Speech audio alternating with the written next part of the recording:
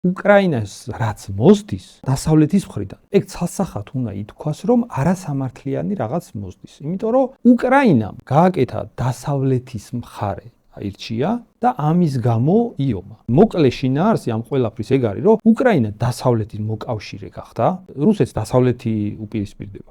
და უკრაინა დასავლეთის მოკავშირე გახდა. ამის გამო კონფლიქტი მოვიდა რუსეთთან. დასავლეთის მხარე რო აირჩია, ხო? იმიტომ რომ უშუალო მესაზღვრე უკრაინა, ამერიკაც არ არის და კონკრეტულად სხვა ევროპული ქვეყნებიც არ არის. უშუალო მესაზღვრე გადავიდა ამერიკისკენ, ამერიკის მხარდაჭერის იმედად და კონფლიქტი მოხდა. ეხლა ამერიკის მხრიდან საკითხის დაყენება რომ ეს უკრაინის ბრალია, ეგ უბრალოდ რო შევაფასოთ მშრალად, უკრაინასთან მიმართებაში არასამართლია. ამას რატო ვამბობ? ფაქტი ეს არის, ეხლა რაც აღწერე, მაგრამ ამის შეფასებებს როგორ აკეთებს ესა თუ ის მხარე. მანდ უკვე პრობლემა. რაც რეალობაა, რომ უკრაინამ ეს მხარე აირჩია, ამ მხარის გამო კონფლიქტი მოხდა, ომი მოხდა. ეხლა გადააგდეს, სინამდვილეში გადააგდეს და თან ფულს თხოვენ, უკრაინას თხოვენ, რომ ეხლა შენ წადი, რაც გინდა ისქენი და თან ფული მოგვეცი, რაც დაგეხმარე, იმისანაცვლოდ 3 იმდე.